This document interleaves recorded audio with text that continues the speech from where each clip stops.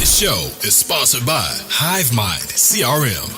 It is more than just a CRM. It is a real estate and business mastermind that comes with an all-in-one CRM. You can have unlimited websites and users. You can call, text, RVM, and email all in one user interface. And you can set up custom automations for any type and multiple businesses. 65% of companies start using a CRM system within the first 5 years of business. Once implemented, the HiveMind will save you on marketing, give you more time, and make more money.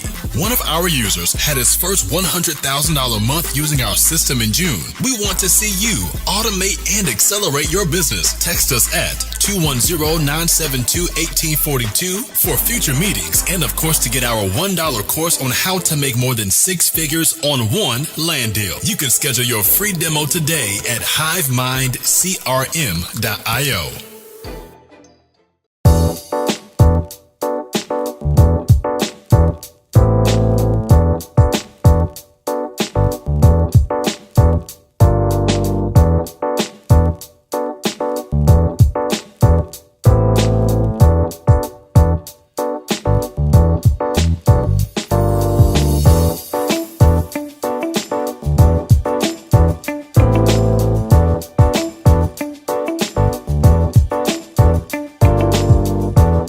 Welcome to today's episode. I am your host, Danny Martinez. Of course, I have Anthony Gaona here today as well. But we have a special guest today. We had an MLM person earlier today. We're having another MLM person today, so we're kind of covering the subject a little bit. But there's no such thing as too much information, and we always like educating and bringing that information to the masses. So if you're here today, we really are happy you're here today. And our special guest today is Brian Palmer. He is a 8-figure earner in the MLM space. I think his second year in business, he did like $30 million. I'm like, what the heck? Like, we're from the real estate space and it's like unheard of. So we're going to cover a lot of those things, a lot of those situations. But here's our special guest right here. We have Anthony as well. How you doing today, Brian Palmer? It is a wonderful, beautiful day. What part of the country are you from? I'm in Tempe, Arizona. So right behind me is Arizona State University. Awesome. So how long have you been in business? Because a lot of people think like you need to be like 40 years old and 10 years of experience to go out there and run a corporation. Well, I mean, there's no one way, right? Like there's a million paths to the same kind of end space, and people take different roads to get there. My first like real experience in entrepreneurship, my first company I ever started was a senior home care agency in San Jose, California, and it was a franchise of a larger franchise system. And I started that business. It was the late 1990s. And for the people that are old enough, they'll know that that was right around the time the dot-com bubbles burst and exploded. And I was in the Bay Area working in tech at the time, and lots of layoffs started happening. And so I was kind of concerned about my future and having some control over how the events unfolded in my life. And so I started looking at businesses to start. And that one on paper sounded great and all the numbers made sense. And, it actually ended up being great and it all ended up being true. The part I overlooked is that it was a huge pain operationally to manage. So sold that business after about 4 years and kind of kept in the tech world in high tech in the Bay Area. And I moved to Arizona in 2009.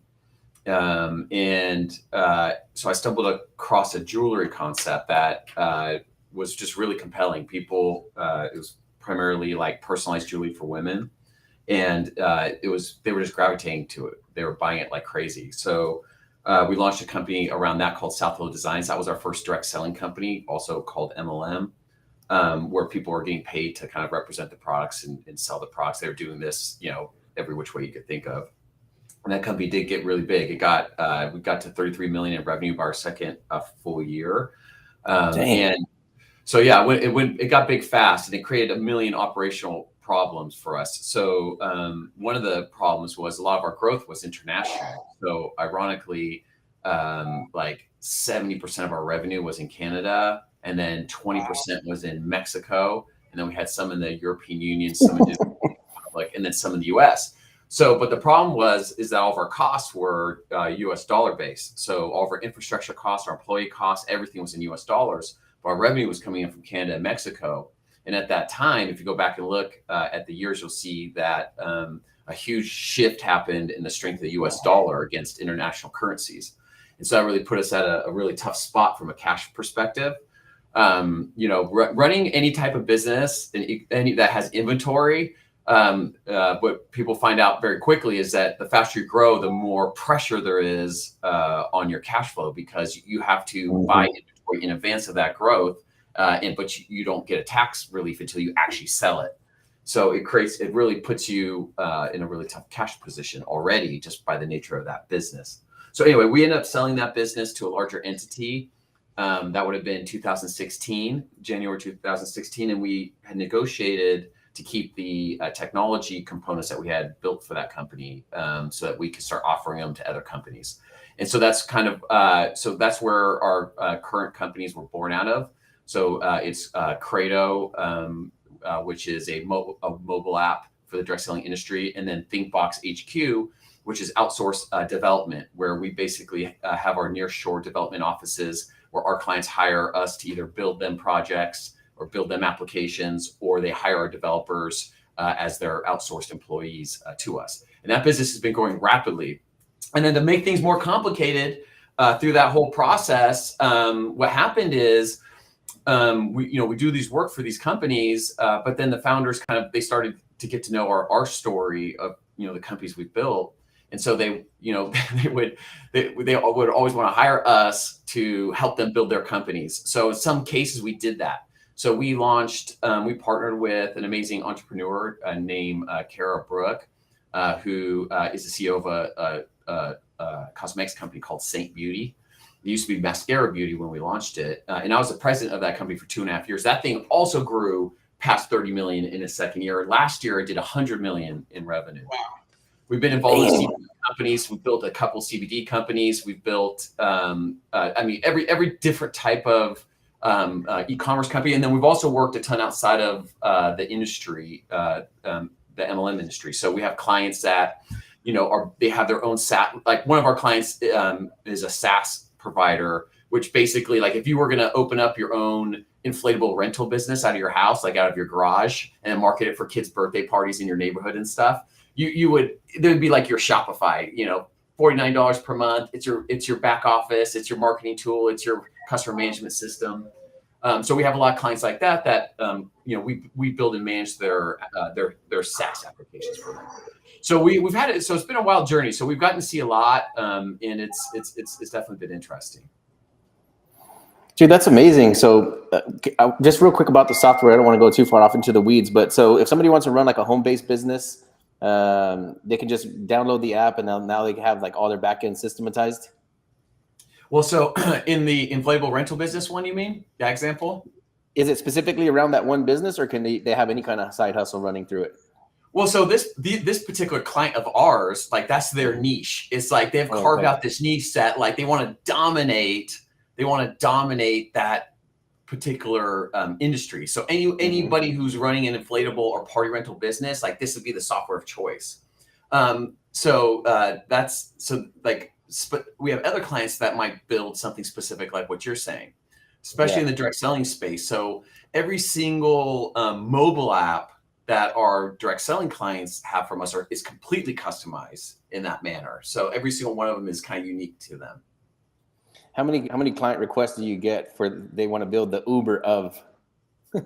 Well, actually, we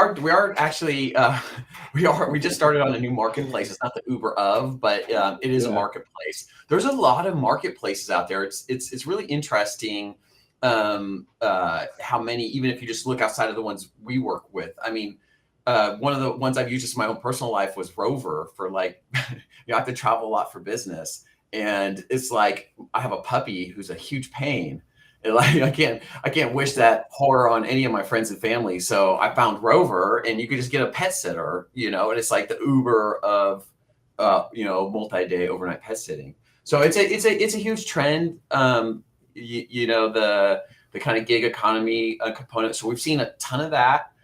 We've seen a ton of software as a service. So anybody who gets into the investment world, would tell you in terms of valuations, SaaS companies have incredible valuations because they have monthly recurring revenue as their core components, or if they do, and it's a SaaS application, which is like in the kind of example we were talking about in the inflatable rental business, like that's how you run your business on that application. So you don't just make a switch off of it. Like once you use it, you're kind of invested in it. So it's sticky.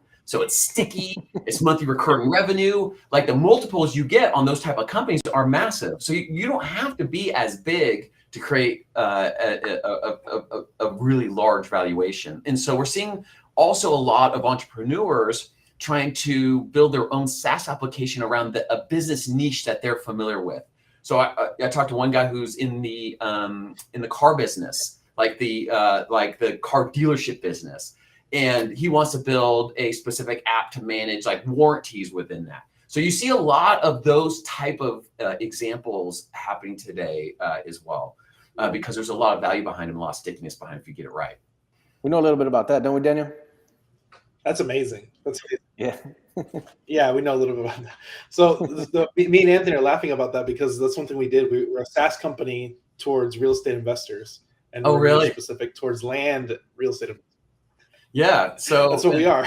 So there's a lot of like there's a lot of interesting examples out there. Like we're not affiliated with them, but it's oh my gosh, there's the name escapes me, but in the real estate space, like basically where accredited investors can go and invest in like new luxury hotels that are being built.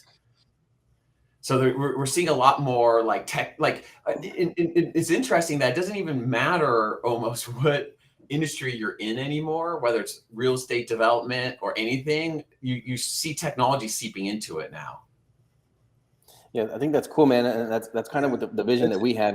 We figured like, how can we scale this real estate thing up?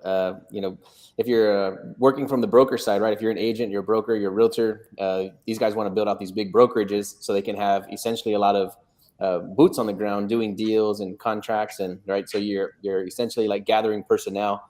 So we saw that opening in the business, and we were, like Daniel said, we niched down into land, which is kind of a strange niche that not a lot of people are beating up on. So we said, let's build something where we can make a community around this thing and get as many people as we can involved. And yeah, sure enough, we got people all over the globe helping us find these strange and rare deals. Amazing. Hey, so tell me a little bit about your model, man. So you guys are scaling out the software, which we're very interested in. We saw it over there in Phoenix and our Scottsdale, and we want to take a deeper dive at it. We're going to be your next customers. So how does your business work? Do you have an affiliate program with it? So how are you scaling this thing? So there's really there's two divisions of the company. They look like two different companies, but they're really two divisions of the same company with a shared infrastructure. So Credo, which is the mobile app, which you're asking about. Mm-hmm. The model around that is we build each one of those individually for our clients, but on top of a shared platform. So it takes a lot of the costs out of it. And we basically customize that for the client. And then what we do is we try to help provide examples of how to create repeatable systems within the app. And so like in our industry and with affiliates, it's about like, how to give a tool or a set of tools to an affiliate that's easy for them to leverage to get sales or to share the word about the product. So we usually advocate, building out some sort of a 3-part or 4-part selling system, where there's components of lead generation. There's components of kind of like taking a lead and then like converting it to a first sale. So like moving it, the prospect along the process. And then also we try to close out the process with some form of like trying to convert the customer into like the highest value long-term customer, which usually equates to some sort of like recurring purchase or some sort of loyalty program or something to kind of keep that customer associated with the company. So each one of those is built customized for each company, and like it is interesting how uniquely they get deployed. So because sometimes the product it's like a soap or a shampoo that is focused on women. Another time it might be a company that's focused on teaching people how to do debt relief. Another time, it could be a healthcare supplement that's geared towards men. And every single time, like there's different aspects to what drives that business and what they want to put into the app. So that's the kind of the Credo side. That's the mobile app side. The ThinkBox side is basically the custom dev side. So when we have a client that wants to just build something from scratch and they want to own the intellectual property all on their own, then generally they're hiring kind of ThinkBox division to build that for them. I have something in mind. It's actually not my idea. It's a friend of mine, but I have something I want to throw at you probably at another time, because she's still like in the R&D phase and she doesn't want to blast anything out yet. Keep it quiet. Yeah, so I do want to get a hold of you about that and see what we might be looking at for a build out on that. Yeah, absolutely. So let's kind of dive into team building and leadership in general, because one thing we kind of touched on this in the last episode we just recorded, but what are some tips you can give for people coming in new into the space to kind of like team build and understand how the process works and how to make the most of it? Because there's a lot of money to be made in this. It's just not a lot of people to understand what the process is, and it has a bad stigma in some cases, Yeah. With anything, entrepreneurship, I'd say a little bit of patience is warranted. A lot of times, people get discouraged because they don't get the results as fast as they want. And that's usually the first thing I share with them is because what we're really fighting is don't get discouraged, stick with it. And then I think, the other kind of piece of coaching I usually give people is you really have to find your own voice. And then, and what I mean by that is like, what's like your own, like, methodology for sharing the opportunity or sharing the affiliate program with people. For me, I'm people have called me Mr. Soft Sell. Like, I'm not a pushy sales guy. I just can't do it. So my voice is more like, I focus more on just kind of sharing my experience, and sharing kind of like my story. And then when people gravitate toward me, I can follow that up. Other people are more comfortable being more direct and more out with it. And that's fine too. But I do think there's a point where you got to have a balance. And because when people are too aggressive, or you haven't talked to someone forever and you're just like sending them an unprompted sales note, well, we're all getting those all the time on the daily. And you really discredit yourself as someone who, that they're going to trust when you come at them unwarranted. So for me, I like a little bit more of the attraction marketing philosophy than the super outbound. And then along those lines, to be good at attraction marketing, you really need a balance and a story of your own beyond just the product or what you're sharing. Like at Saint Beauty, one of our most amazing affiliates wasn't great at cosmetics. They were actually great at hair. But they had all these people come and, watching them how to do different hairstyles. And then she'd be, oh, by the way, this is the amazing makeup I love to kind of finish it off. And she was just killing it. But people were drawn to her because she had a unique story to share that was complementary to the product message, to the company's message. And so, it's great if you can have 2 or 3 to 1 of your own story, your own personal message of what your people are attracting to you. And then you're mixing in how this product or this thing that you're promoting fits in. I think that's a really great methodology. And then also, I always recommend make sure you're making full use of the tools that your company is providing you, because a lot of times there's amazing tools that people aren't even aware of. So, like as an example, we have a hair care brand that they have a sample system. So, like an affiliate can send a sample to a friend, like, "Oh, your hair looks amazing. Oh, well, you should try our new amazing hair mask product. Oh, you want me to send you a sample?" And then they go to their app, send a sample to their friend. And of course, a follow-on marketing drip, happens. Well, that's an amazing tool that the affiliate doesn't know about. Like they're missing out on. It's an easy way to introduce someone to a product. Another one is we're seeing a ton of like strategic couponing now in the industry. What I mean by that is doing things like give 10, get 10 programs. So you give like a discount code to your affiliate so they could give a $10 coupon on the customer's first purchase, right? So like additional kind of strategic couponing, a lot of times that's available to these affiliates and they can use that to a lot of times to sign up new affiliates and used to build their team, but they're unaware of because they haven't really got into the tools of the company. So that'd be the other thing I tell people is make sure you're leveraging the tools you have to build out your team. And then probably the last thing is if you do want to build a team, you got to make sure you're willing to kind of be there for them. So, think about how you're going to communicate with your team, how you're going to keep them in the loop, and how you're going to add value to their lives. Because the more value you add to their lives, the more you're going to draw more people into that group. So it sounds like you got a bunch of like organic strategies, right? And then you build out these companies to 8 figures, 9 figures. If you don't have necessarily a warm network to push this stuff out, where do you start cold? Do you start like on social? Are you running paid advertising or, promotion to other companies like B2B? Yep, you could do that. So you have paid advertising, of course. You could do strategic social media advertising. You could do strategic partnerships with other companies that are complementary. It used to be years ago where, companies wouldn't allow people to represent more than one company, but that's not the case anymore. It actually makes a lot of sense to represent multiple companies.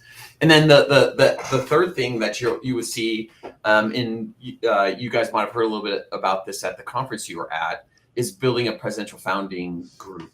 So the idea being, if you could find a handful of professionals who are excellent at marketing and building out teams, have a history of it, have a following, not a following that just like they snap their fingers, they come over. That's not really real, but like they know how to have a following, they know how to leverage it to jumpstart a team in a new company. Coming up with a strategic plan to bring on a handful of those type of leaders is probably a third leg of that stool, and is infinitely helpful.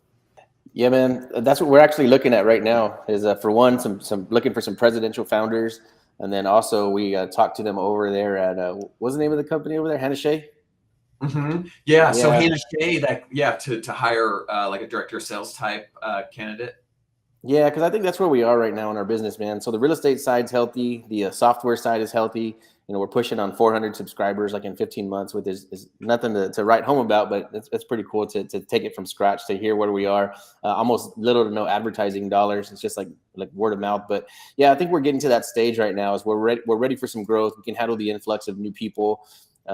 Teams are growing. So yeah, if somebody came in on board that had a lot of experience that can run these large scale companies, I think our model is closest to like a EXP or a Keller Williams or a Rio, where they're like these real estate MLM type companies. Those are actually brokerages, and a lot of people in our company are not licensed, but some of them are. Oh, interesting. So, yeah, we're looking at some of those companies have just been exploding in growth, haven't they? Yeah, so that's what we've been watching. We didn't do it to model off of them. Actually, I didn't even know they had the model until we launched ours. But I think it's pretty cool to be doing what we're doing without the license. It kind of cuts out some of the red tape and some of the limitations where a broker makes 3 to 6%. Sometimes on some deals we're making 1,000%. So right. Yeah, very curious to see what happens when this thing scales up. Yeah, for sure. So what else can we do, man, to like leverage? I mean, I think you have just a brief overview of our model, right? And if you were going to start to promote a company like ours, right? Let's put it to the test, where we have a SaaS model based around a real estate niche. What would you do, or what do you suggest we might do to take this thing to the next level? Well, I think identifying the right staff and people from a director of sales component is a huge jump start. So that's a key component for sure. I think having a comprehensive soft launch marketing strategy that encompasses some of the different pieces that we've discussed, from paid ads to social media strategy, and then additionally, be thinking about creating maybe a package for those leaders that you can attract, giving them some sort of additional benefit for taking a risk on you, because really that's what they're doing. They're making a bet on you guys as a company, and as like a long-term spot where if they do in fact build, they can really benefit financially long-term. So I think creating maybe like a package for those presidential founding folks as well is big. And I think kind of putting it all together in terms of like a compelling launch is really helpful. There's a lot to be said for momentum in the business. So like the more you can kind of synchronize those things in some sort of like, even if it's like a faux event, like a soft launch event that leads up to a full launch, a number of weeks or number of months later. These are practices we've seen do really well because they help kind of create this like, perpetuation of excitement and people want to check it out and what's going on and then it also keeps the team focused so that you're synchronizing all that, from a marketing and sales perspective into the same kind of strategy. Yeah, I like it. Do you have anything, Daniel? Yeah, I'm kind of waiting, but what does it take? Because a lot of people, like, there's different levels of business, and a lot of people, like, hitting $1 million is a big milestone that a lot of people are trying to attain. But like, what does it take, like, mentally, personnel wise, to like even hit like these 10 million plus numbers? Like, what was like the biggest epiphany you had when you hit 10 million in revenue? Well, I mean, I think, how to get there and how to do it is, unfortunately, it's just determination and a willingness to fail repeatedly and not give up. It's not the greatest message in the world, but it's the truth. And it's kind of so actually it's funny. I have a part-time position mentoring student startups at ASU. And so they like get together and they build their little startups. And this is actually a common question. And always what I tell them is that really, if you want to be successful at entrepreneurship and building, you have to fall in love with the process. And the process is painful. I like to describe it as childbirth. That it's very, very painful and very, very rewarding. And obviously it's totally different, but it's one of those things where like, and when you just listen to like seasoned entrepreneurs, they all kind of have some variant of saying the same thing, which is you have to be able to will this thing into existence. And when you say will something like that, like you don't need will when you're comfortable. Yeah. You need the will when you're in pain. And so anyway, I think falling in love with the process. So what is that process? The process can mean a lot of different things to a lot of different people. They talk about lean manufacturing and all these different things. I think you could do a podcast probably on the process, a whole series on just the process. But I think the thing that that's always stuck with me is part of the process is that likely whatever like your immediate idea is, it probably is going to change. It probably needs to change or be altered. Like you're just not aware of it yet. The information hasn't been revealed to you yet. The unfolding of the market hasn't revealed itself yet. And so a lot of times what we make the mistake of as entrepreneurs is falling in love with that original idea and exactly the way it is and not allowing it to change and morph over time. It's kind of like another old saying is like a fun one I've always liked is I'd rather give a B plan to a group of A players than give a plan to a group of B players. And the reason why I'd rather give a B plan to a group of A players is because the A players will fix it and they'll turn it into an A plan. That's a good one, dude. A plan to a group of B players, they'll screw it up and they'll screw up the plan and they won't execute it right. And so again, it's just another way of saying the same thing, which is you got to be willing to constantly look into your idea, constantly look at the way you're doing business, constantly be revisiting it, thinking about how you can alter, change it. And that's part of the process. So that was a long answer. Dude, that's incredible, man. I've never heard that before.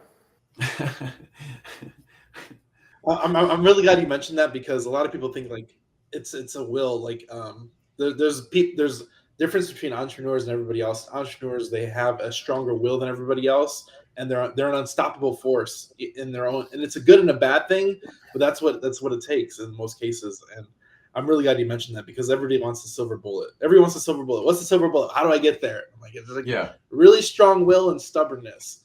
Yeah. Sleepless nights. But I said all the negative stuff. I should say some of the good stuff. So like, I forget who it was. One of the big time guys, like book writer stuff. He always used to say, the great thing about entrepreneurship is you only have to be right once. Yeah. I love that. Right? We can screw it up 1,000 times, but you only have to be right once. So you just keep at it. You're going to probably be right once. So like that to me was always one of my favorites. And then at the end of the day, there is a payoff at the end. Like all this security and, job, it's all false. Like if you just go back to the beginning of our discussion, what got me into entrepreneurship were massive layoffs in tech. I was scared for my job. And I realized right then that this idea of, because I'm a little bit of an older generation. My father worked for the same company for 35 years. Like that idea that you got a job and you worked it for 30, 35 years, you had the stability and you had this great life, that got washed away from me very young. And I think younger people today, like you guys, like see that more inherently.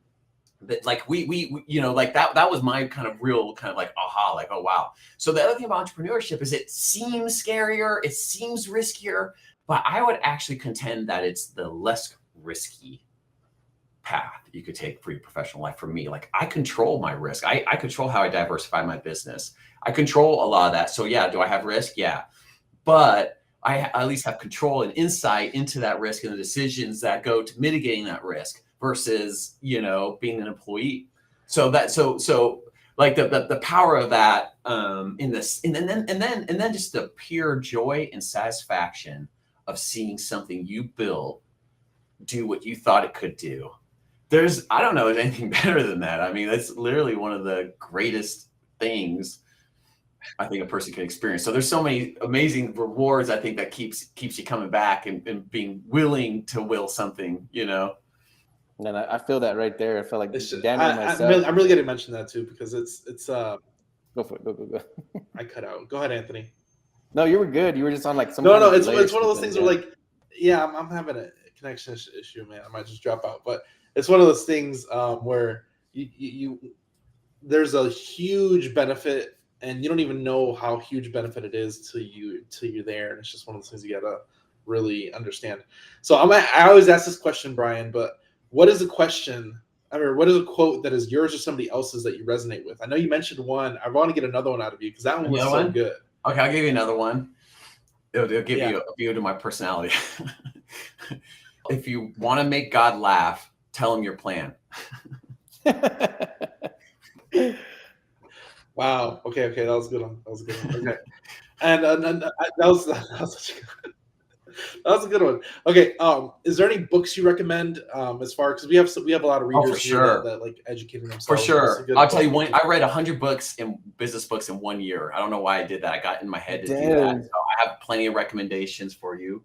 But I would say Blue Ocean Strategy is something that any entrepreneur should read. Definitely changed my thought process and understanding a lot.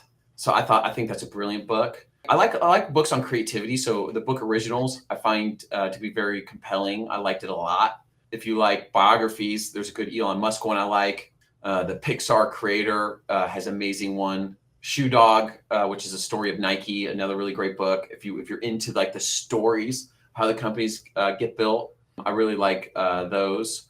But in terms of like, if I could only make one recommendation, I would say Blue Ocean Strategy. That book probably changed my thought process more so than any other. So I'm really glad you mentioned that, because like I've heard that a few times, and I've been looking for a next book. Me and Anthony, we just finished a book that we read somewhat cohesively, so that's probably the next book we got to read. I've heard that one a few times, so I was just like, okay, we gotta make it happen. I really appreciate your time. Any last questions? No, nothing from me. Thanks for having me, guys. Yeah, I was just going to ask real quick, man. Have you released a book yet? Do you have any content that you push out like that at that scale? No. Funny story is I did attempt to write a book, and it was so bad I had to throw it in the trash. I reread it. I was like, oh my God, it's garbage. It was just garbage. So yes, I wrote a book, but I didn't really let anyone other than this editor to help me write it, read it, because it was just terrible. It was a preachy mess. But I'm gonna try to at some point again. All right, that was going to be my next question with some tips on the book. We're writing a book right now. I think we're about 3/4 of the way done. So I was going to ask you for like a launch strategy, but I think I'll skip that one. Oh yeah, you got to skip. I Led Zeppelin mine into the ground. All right, Brian. Yeah, man. I'm going to stay in contact, man. Like I said, we want to talk about Credo. I don't know if you had time to deep dive on that real quick, but yeah, I will definitely be in touch. We want to take a look at that. The show is sponsored by The List Guys. Do you need more leads in your local or virtual market? 1 in 10 small businesses don't invest in any kind of marketing. The List Guys have over 35 plus list types to choose from, and you can mix and match any list or criteria.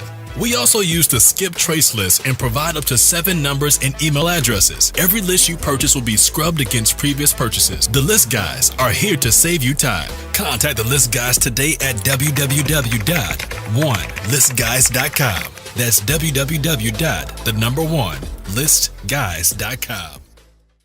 Okay, well, hey, thanks for having me. This has been great. Awesome, brother. Thank you. See you soon. Take care, guys.